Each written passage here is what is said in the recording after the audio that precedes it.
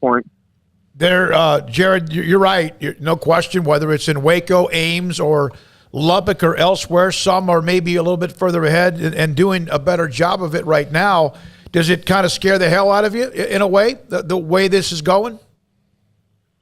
Yeah, I mean, I think I don't even know if it's the money that scares me. The money has always been there.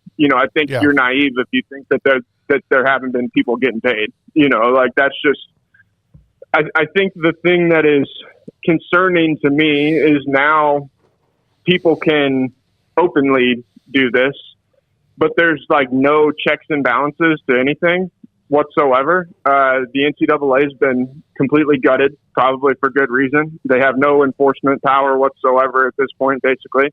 So even if somebody cheats, it's not like they're going to get in trouble for it. And then at the same time, I had some people today comparing, well, now the Blue Bloods will be the large market school or the large market franchises like in professional baseball or professional basketball, whatever it may be.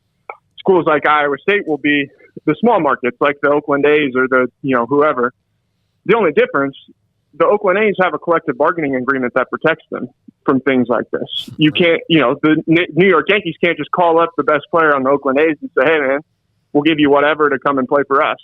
None of those protections exist in college athletics right now. So that's where I think we're so early in a lot of this stuff. I think a lot of the blame for some of the problems that we're facing right now can be put back on shocking the shoulders of the NCAA for being so resistant to so many of these things for so long that we were put into a position where it had to go from 0 to 100. There was no ramp up. There's nothing where we kind of work our way into this stuff. It's just all of a sudden, okay, you can go and do whatever you want to do, this thing that was outlawed for so long.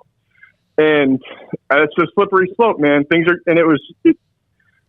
got out of control fast, and I think that we're still in the process of figuring out what that's going to exactly look like. But I mean, I think that the more and more I've thought about this over the last several days, it just becomes more glaringly clear that college athletics are not going to look like what any of us are used to them looking like, I think, in the not so distant future. And I think that that's unfortunate. I think it's right that kids should be able to benefit off their name, image, and likeness. I'm 100% for that. Like you'll never hear me argue against anything like that. I fully support kids' right to transfer and go and do what they want to do. I transferred when I was a student in college, so I get it. But it's just there are some things right now that I think are going to hurt the long-term health of college athletics as a whole. And we have to do something, I think, to figure out a way to clean them up. And I'm not smart enough to know the answers to those things, but it just is. It's disappointing as a college sports fan.